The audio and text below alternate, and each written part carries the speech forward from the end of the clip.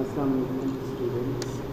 आज हम project management की नई मेथडोलॉजी PERT के बारे में पढ़ेंगे। PERT का मतलब है program evaluation and review. Students, आप लोग जानते हैं कि हम मोटिवेशनल कोटेशन से स्टार्ट करते हैं। तो आज भी हम अपने पुराने तरीके को दोहराते हुए मोटिवेशनल कोटेशन फॉर ई-लर्निंग से स्टार्ट करेंगे। Good fortune is what happens when opportunity meets with planning. Give me 6 hours to chop down a tree and I will spend the first 4 sharpening the axe. Before anything else, preparation is the key to success. Let's start our lecture. और outline of the lecture of today's सबसे पहले हम recap करेंगे थोड़ा सा project methodology में एक नई मेथडोलॉजी PERT को पढ़ेंगे। तो रीकैप है CPM का क्रिटिकल पाथ मेथड हम सॉल्व एग्जांपल्स करेंगे और लेक्चर की समरी करेंगे और व्हाट नेक्स्ट है। सबसे पहले हम रीकैप करते हैं critical path method. All project managers have best practices in management methods, own secrets and tricks. They try to improve their process for effective results. अपने रिजल्ट्स को बेहतर बनाने के लिए और इफेक्टिव प्रोजेक्ट मैनेजमेंट के लिए बहुत सारी मेथडोलॉजीज सारे प्रोजेक्ट मैनेजर्स अप्लाई करते हैं, स्किल्स टेक्निक्स को टैक्टिक्स को, ताकि वो अपने प्रोजेक्ट्स को टाइम पे कंप्लीट कर सकें। उनमें से एक मेथडोलॉजी क्रिटिकल पाथ मैनेजमेंट की है। Critical path management in project management is certain task that need to be performed with clear order and certain period. Critical mathematics is algorithm for planning, managing and analyzing the timing of a project. और इसमें हम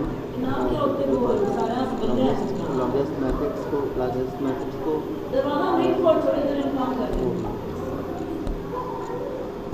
longest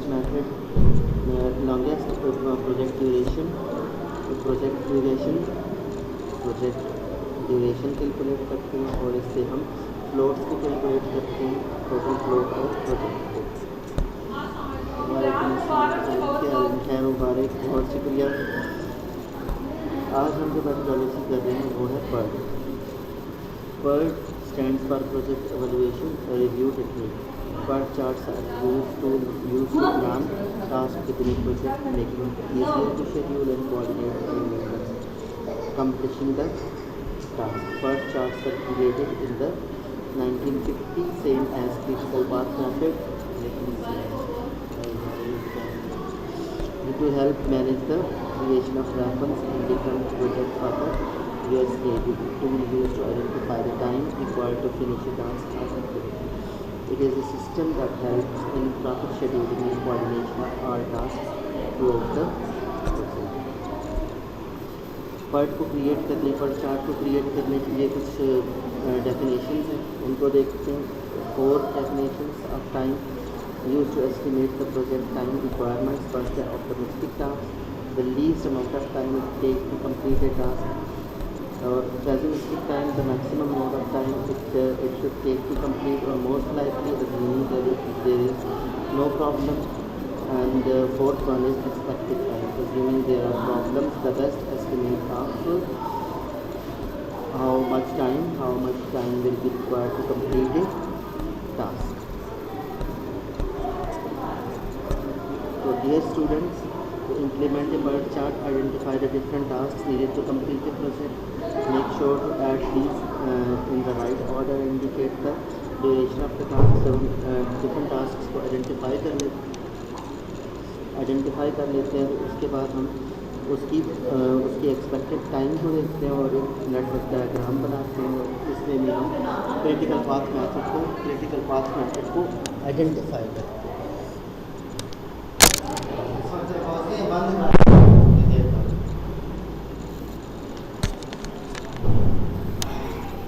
critical path method and possible slack.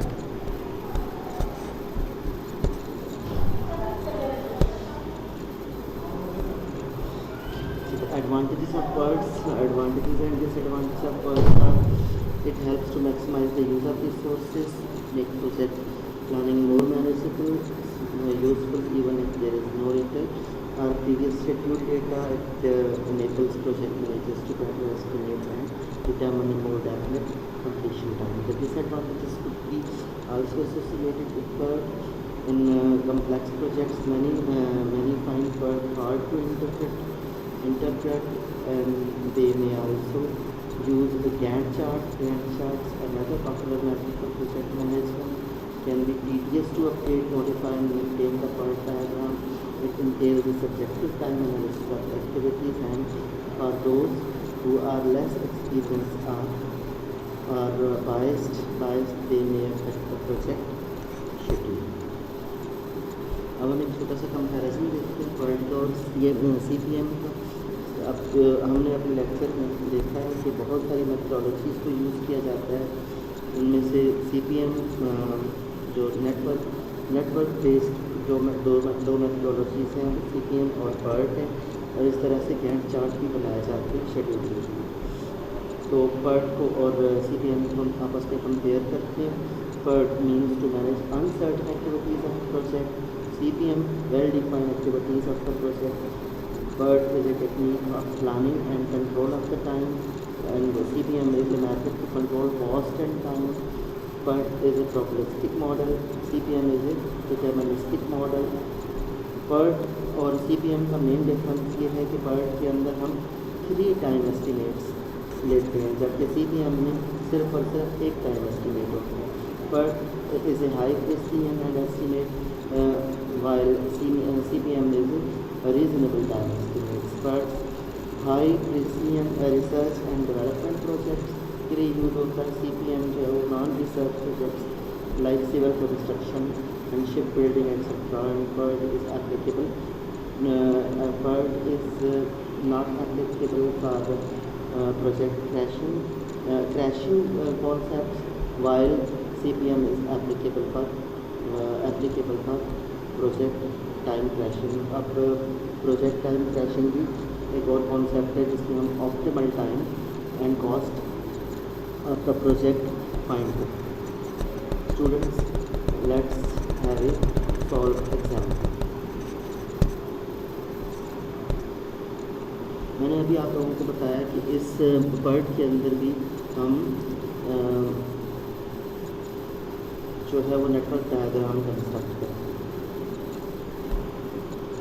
Sorry, इस slide के अंदर ऊपर अभी तक जो है वो क्रिटिकल पाथ लिखा हुआ है, लेकिन ये PERT के लिए छोटी सी मिस्टेक है। आप लोगों को पता होगा कि क्रिटिकल पाथ के लिए भी नेटवर्क डायग्राम बनाते हैं। तो एक तरफ एक्टिविटीज़ हैं, उनके प्रेसिडेंस है। प्रेसिडेंस का मतलब कि उनकी इंडिपेंडेंस रिलेशनशिप है। तो PERT के अंदर हम 3 तरह के एस्टिमेट्स लेते हैं। ऑप्टिमिस्टिक है, मोस्ट लाइकली, और पेसिमिस्टिक है। और इससे हम एक्सपेक्टेड एस्टिमेट को कैलकुलेट करते हैं। एक्सपेक्टेड एस्टिमेट को कैलकुलेट करने का तरीका ये है कि pessimistic plus 4m most likely plus pessimistic और डिवाइडेड बाय 6, ये फार्मूला है। इसके बाद हम फाइंड करते हैं स्टैंडर्ड डेविएशन हम फाइंड करते हैं b minus a divided by 6। b is pessimistic, a is optimistic, दोनों को माइनस करके 6 से डिवाइड कर देते हैं। और वेरिएंस फाइंड करने का फार्मूला स्टैंडर्ड डेविएशन को आपस में मल्टीप्लाई करते हैं। ये दोनों चीज़ें हम किसके लिए फाइंड करेंगे वो हम बाद में। तो ये किसी अज्यूम प्रोजेक्ट की एक्टिविटी डायग्राम है और उसके independent activities and dependent activities का रिलेशनशिप है। उससे हम जो मेथड हम लोगों ने CPM कैलकुलेट करने के लिए डायग्राम बनाने के लिए नेटवर्क डायग्राम बनाने के लिए अप्लाई किया था, एक्जैक्टली वही अप्लाई करते हैं और हम नेटवर्क डायग्राम कंस्ट्रक्ट करते हैं। इनमें ये देखें कि एक्टिविटीज़ गिवन है A, B, C, और B और C से पहले A है, और A की कोई भी प्रेसिडेंस नहीं है, यानी A से पहले कोई एक्टिविटी परफॉर्म नहीं हुई। इस तरह से D is dependent on B and E is dependent on B and C both, यानी ई को कंप्लीट करने स्टार्ट करने से पहले बी और सी दोनों को कंप्लीट होना चाहिए। उसके बाद एफ है, F is dependent on D, G is dependent on both D and E. जो इन्फॉर्मेशन हमें यहाँ से मिल रही है, जो हमारे टेबल है उससे हम ये डायग्राम कंस्ट्रक्ट करें। इस तरह से एच फिनिशिंग एक्टिविटी है, फिनिश यहाँ पे एंड है, ए स्टार्टिंग एक्टिविटी है। आप लोगों को पता है नेटवर्क डायग्राम बनाते हुए यूनिक स्टार्ट और यूनिक एंड होना चाहिए, ये उसका रूल है। इस डायग्राम से हम क्रिटिकल पाथ को कैलकुलेट करते हैं। तो इस डायग्राम में जो क्रिटिकल पाथ बनता है वो ए, बी, ई, जी और एच है। ए यहाँ से भी इसको भी मालूम करने का तरीका कि ये अगर जो बॉक्सेस हैं दोनों सेम होंगे तो क्रिटिकल पाथ बनेगा। ये देखें 15.7, 15.7, 26.8, 26.8 एंड यहाँ 56.3, 56.3 और जी में आप देखें 81.2 और 81.2 और इस तरह से एच में 88.9 और 89.9 यहाँ बनता है, यहाँ टाइपिंग मिस्टेक है। तो इस प्रोजेक्ट का total completion time 89 average completion time 89.0 और ये इसका क्रिटिकल पाथ बनता है ए, बी से ई से जी और जी से एच। तो जो एक्टिविटीज़ क्रिटिकल पाथ पे होती हैं उन्हीं का हम स्टैंडर्ड डेविएशन और उन्हीं का हम मीन और स्टैंडर्ड डेविएशन पाएंगे। क्योंकि हम लोगों ने ये देखा है कि बर्ड प्रोबेबिलिस्टिक मेथड है और प्रोबेबिलिस्टिक मेथड इसमें हम प्रोबेबिलिटी कैलकुलेट करते हैं। तो प्रोजेक्ट ड्यूरेशन है, इतनी प्रोबेबिलिटी है कि किसी भी एक एक्स वैल्यू पे कितना चांस है कि हमारा प्रोजेक्ट टाइम पे कंप्लीट हो जाएगा। जिस तरह से इस स्लाइड में आप देख रहे हैं कि what is the probability that the project duration of 95 days, project duration is greater than or equal to 95 days, what is the chance that the project will be successfully completed? उसके लिए हम क्या करते हैं, उसके लिए हम बेल शेप डायग्राम बनाते हैं। बेल शेप कर्व जो नॉर्मल कर्व है उस पे हम डिस्ट्रीब्यूट करते हैं। वो उसकी मीन वैल्यू यहाँ होती है, आप ये जानते हैं कि 0 और इस तरफ पॉजिटिव लिखने की होती है और इस तरफ नेगेटिव लिखने की होती है। हमारा म्यू जो मीन प्रोजेक्ट ड्यूरेशन टाइम वो 89.0 फाइंड हुआ है। यहाँ से आप लोगों ने देखा है कि इसका जो टाइम है वो 89.0 है।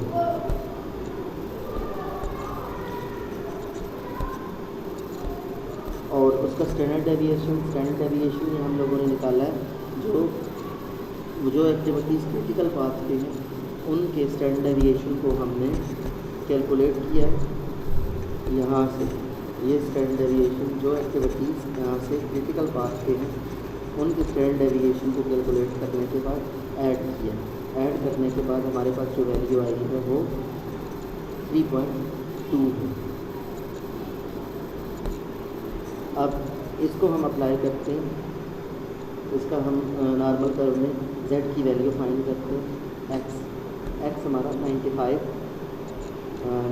डेज माइनस म्यू है 89.0 और स्टैंडर्ड डेविएशन है 3.2। तो उससे ये फाइंड हुआ है 1.88। इसको अब हम जो नॉर्मल कर्व का जो z का टेबल है उसमें देखते हैं, एक तरफ 1 और एक तरफ 0.88। तो इससे हमें एरिया अंडर द कर्व आ जाएगा। एरिया अंडर द कर्व अगर हम ये देखें तो इस क्वेश्चन के मुताबिक 95, ये 94 यहाँ से करीबन थोड़ा सा आगे बढ़ेगा, ठीक है। और ये एरिया अंडर द कर्व हम निकालेंगे टेबल से। तो जो भी value area under the curve की आती है उसको 1 से माइनस करने के बाद 95 से आगे का सारा एरिया नोन हो जाएगा। तो वो हमने इस तरह से निकाली है। ये वैल्यू हमारी आई है 0.9699 ये टेबल से, जो हमने 1 और 88 area under the normal curve देखी है। इसको 1 से माइनस करने के बाद ये जो प्रॉपर्टी है जो 95 के बाद की बनती है, ये एरिया अगर हम थोड़ा सा शेडेड कर लें तो उसकी प्रॉबिलिटी निकल आएगी। तो इसका मतलब ये हुआ कि अगर प्रोजेक्ट ड्यूरेशन 95 डेज या उससे ज़्यादा हो तो what is the chance that the project will be successful, and that chance is 0.0301%। इसको अगर हम परसेंटेज में ले आएँ तो इसको 100 से मल्टीप्लाई करना पड़ेगा, तो ये 0.301% इसका चांस निकला। तो इस तरह से हम PERT को कैलकुलेट करें।